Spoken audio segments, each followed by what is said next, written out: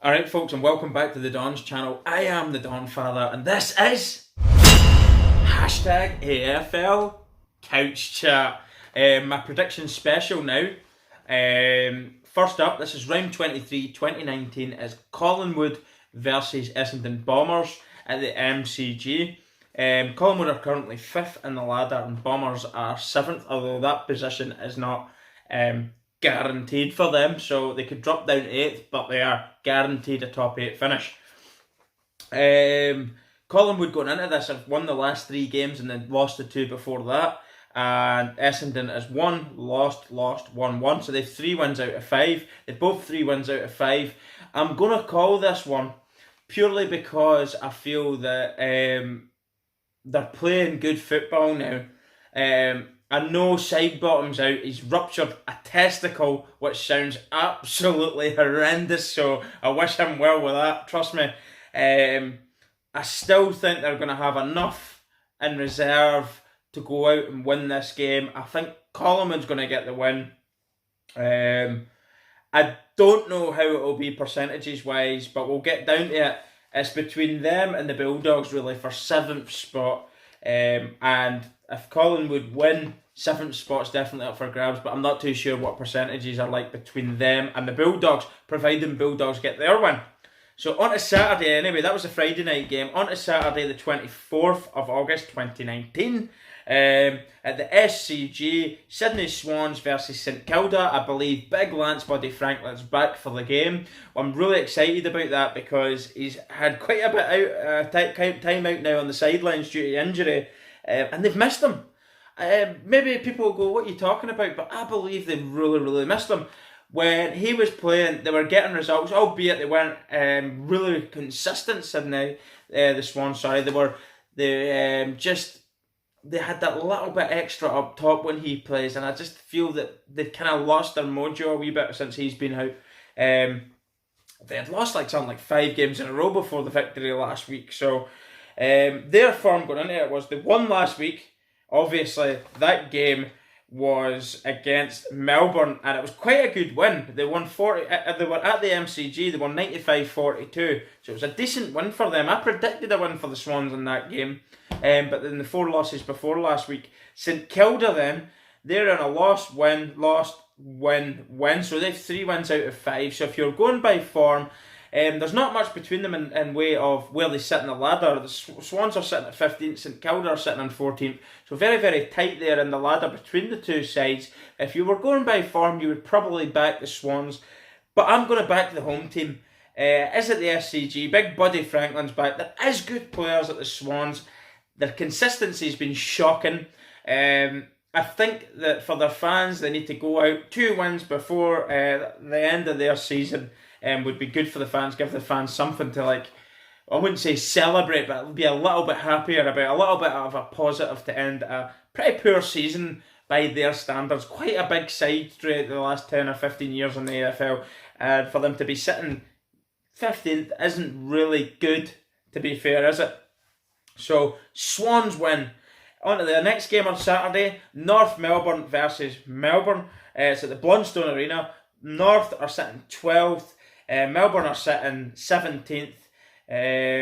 North's form going into this is they've won, lost. They've 2 wins out of 5. Melbourne 5 straight defeats. I'm not going to beat about the bush too much with this. North got an absolutely incredible victory last week, 144-58. Ben Brown scored 10 and a behind. He gets 61 points against the Power. Absolutely scintillating form he was in. I'm predicting a North win. It's a pretty straightforward victory, I'd imagine. I don't know if it would be as big a scoreline as what they've managed to get. It's one of those freak results, really, isn't it? Where everything you do just seems to go well for you. They absolutely put the power at the sword. I don't know if it'll be as convincing a scoreline, but it'll certainly be a comfortable win, I'd imagine, against Melbourne. North win. Next game then is Geelong Cats versus the Blues at Carlton Football Club at the GMHBA Stadium in Geelong. The form's been all over the place, the Cats.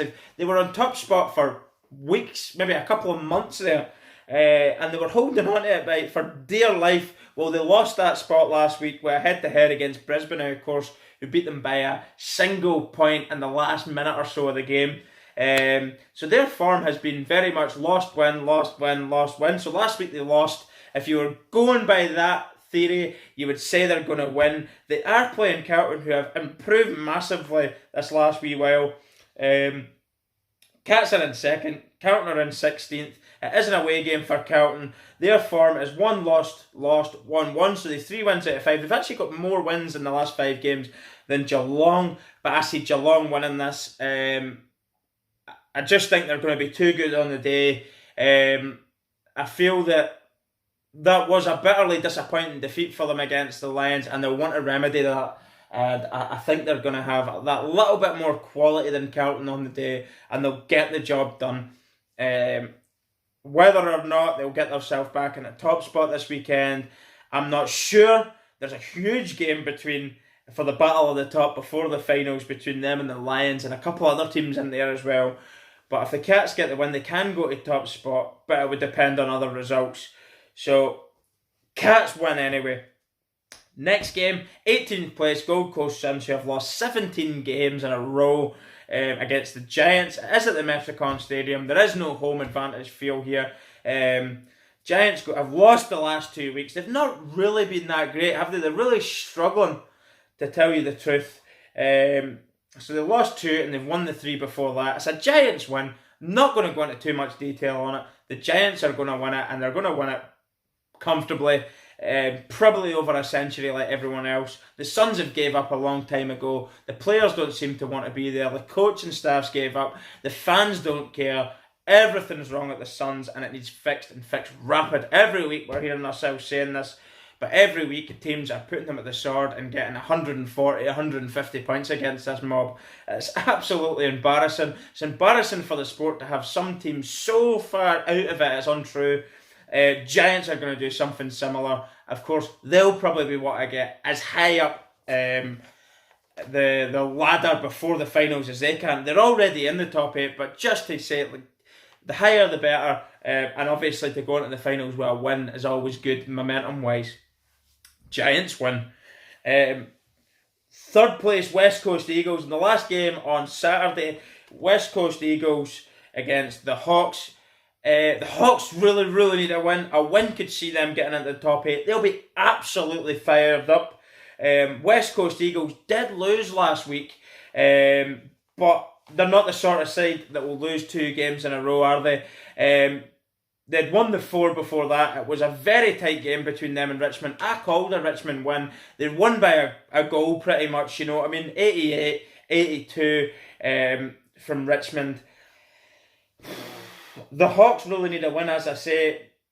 West Coast form, lost, and then the 4 wins before it. Hawks, 1-1, lost, 1. West Coast are sitting in 3rd. Hawks are sitting in 9th. You know what? The Hawks will be fired up. All that being said, I just feel the West Coast Eagles are just far superior in every department.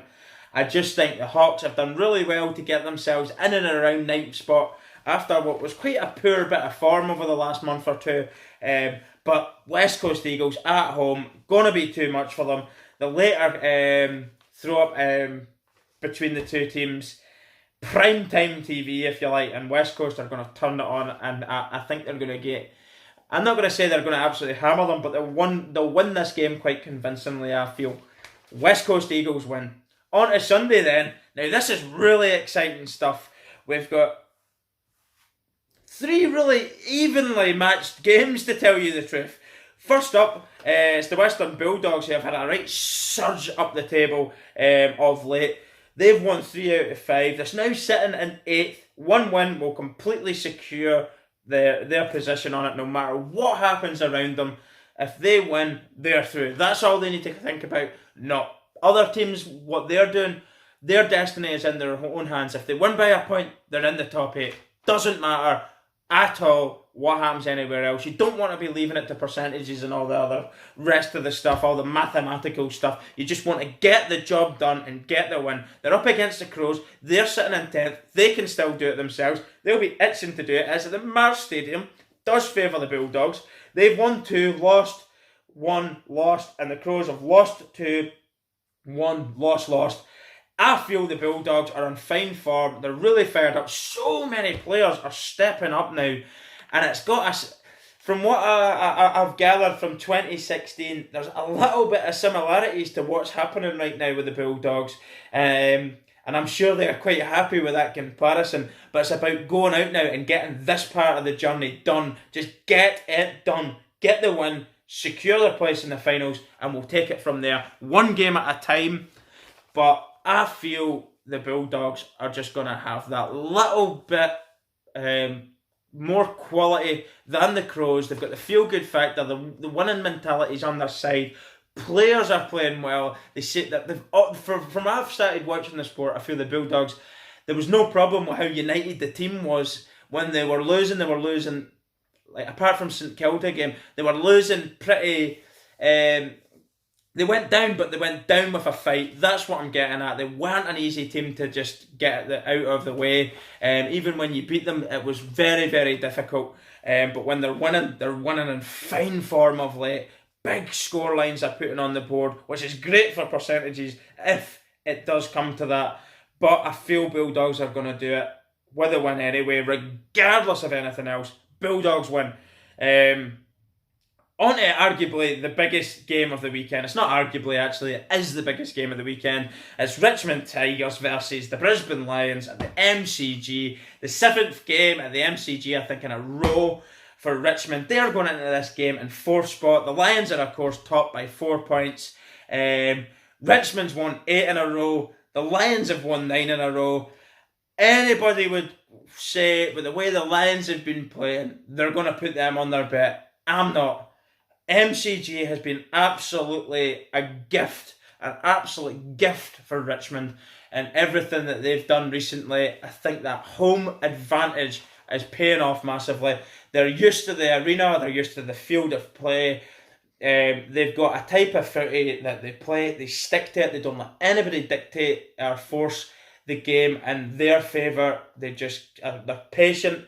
They're good with what they do, and they've got forwards up there that are on fire. They've got midfielders on fire. They've got other quality throughout their squad. Their backs are good, but their handball game is frightening.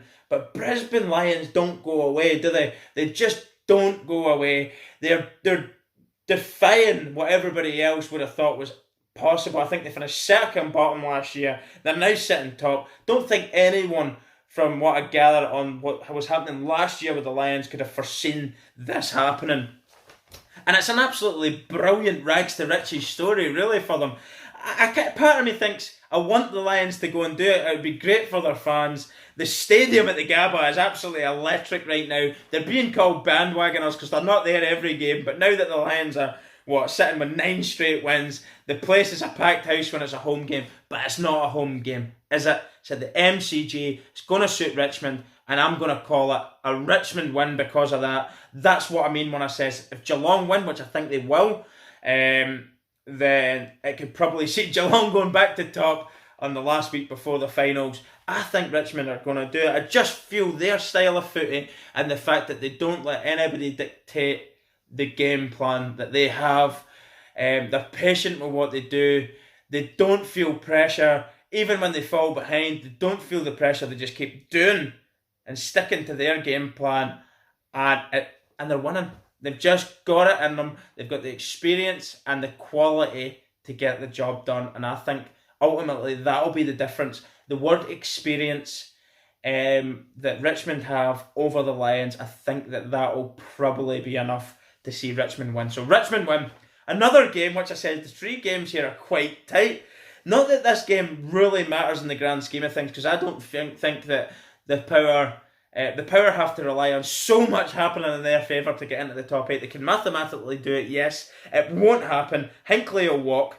Hinckley's stated a couple of days ago that if they don't make top 8, he'll be resigning. I think there'll be changes at board level. All doesn't seem to be really well at Port Adelaide. The Gates receipt, the Gates numbers are dropping. I think they've estimated around 10,000 in a couple of years dropped from attendances at Port Adelaide over the course of the year, which is quite sad, really. You don't like to see fans being disgruntled, disappointed, but I do feel this change with Hinckley, looking back now in hindsight, should have happened sooner. It shouldn't have been left to him to resign. He probably should have been moved on by the board.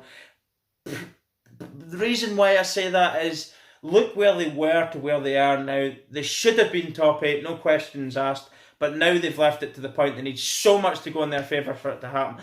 Even if he gets top 8, even if it goes well, it's been down to other things going wrong, and it's not something Hinckley's won himself, really, and they've just got in there by the skin of their teeth. I would actually ask him to resign anyway. You know, we respect the work you put in there, but you need to resign. So anyway, on to the game. 11th place Port Adelaide versus the Fremantle Dockers. This is at the Adelaide Oval. The Dockers are in 13th. Power's form, of course, well, we all know they lost last week. Got absolutely smashed off Northern Melbourne. Lost 1-2 before that, and they lost the 2 before that. Dockers have lost 2, 1, lost, and 1. So they've 2 wins out of 5, and same with the Power. Both teams going in fairly similar form and fairly close together in the ladder. That's why I said both teams going through similar things off the field as well, with a change of head coaches pretty much imminent. Maybe players moving on from clubs. Just loads of things behind the scenes that aren't really healthy for football clubs. Nobody likes to see head coaches being removed from their position or having to feel like they need to resign. But sometimes this is sport. This is a must-win industry, and if you're not winning, then you're not producing the goods. You're not doing what is in your job description, which is to go out and win games of footy. Then you're going to be replaced, and that's the nature of the sport. It's ruthless. It's unforgiving, and both teams are feeling the pinch from this now. I think it's probably been the year of manager sackings, or head coaches, as you may call it.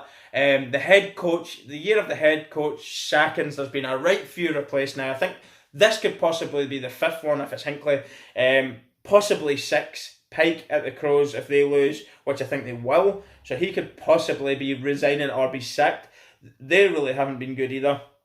But let's talk footy here and predictions. I'm going to go with Power. I think Power, being at home,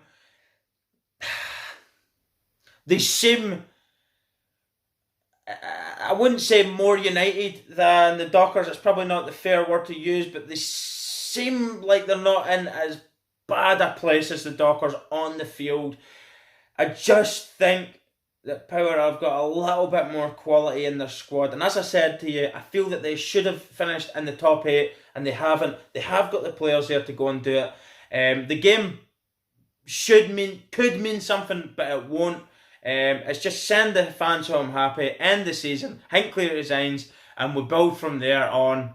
And see what the future brings, what players come in, what drafts they pick, etc, etc. Hopefully they can get a coach that can change a game style for them, and next season, who knows, they could be a real dark horse, or a smoky as you might call it in Australia, for being up there with the best teams in the competition. But anyway, Power win.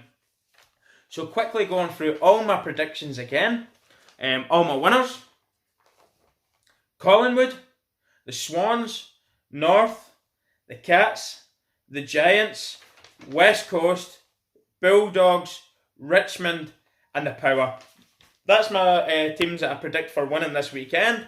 I've probably took the pussy way out, but it's just, I call it as I see it. The teams that, like last week, I think the odds were coming back with a $5 bet put on. Returns were going to be 1,050, but I seen those victories. I don't know what it was. I had the gut feeling about them all, and obviously the bit of homework that I do behind the scenes as well, looking at injuries, etc., and all the other factors that go into my predictions, to help my predictions, That was what led to me to last week's decisions, and Port Adelaide let it down. They were the only team I got wrong. I did believe they were too good for North Melbourne going into it, but I probably should have known better by the Power's consistency since I've actually been watching the sport, and it really is all over the place. To actually think that they're going to get 3 wins in a row is probably madness, to tell you the truth. But they have got quality players, and so's North Melbourne, and I must admit, North Melbourne was another team that's went down that ladder, up and down it a little bit. They find themselves in and around a group there that are all much of a muchness. But they have a lot of quality players. They've quality throughout the squad. Rhys Shaw at times has got them playing some lovely stuff. I think it's just a bridge too far to expect top 8 for North Melbourne this year. I think that's what it was, but they're certainly a team that could go on the rise next year as well. So, all in all, really looking forward to the footy. As I say, final week. Last week of the ladder before the finals. I cannot wait. I'm looking forward to the finals, but there's going to be so much twists and turns maybe this weekend. Really, really exciting stuff. So I'll leave it with just a couple of other wee things. My merchandise, which you'll say, do check out the merchandise. If you're interested, do get in touch. The quality is absolutely fantastic of some of these hats. Those Flex Fit hats are absolutely outstanding, and the hoodies are absolutely brilliant. Message me for prices. Baseball caps, the adjustable ones, start at £15 sterling. These ones are £18 sterling. The hoodies start at £30 sterling.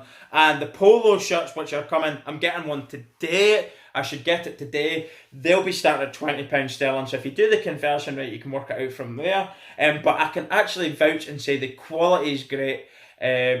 You'll have seen it on my videos, me wearing it anyway. You can see yourself right now that it's good quality. These are really comfortable. If you're going to go for a hat, the adjustable ones are cheaper, but the flex fit ones are definitely better quality and probably worth the extra few pound or dollars.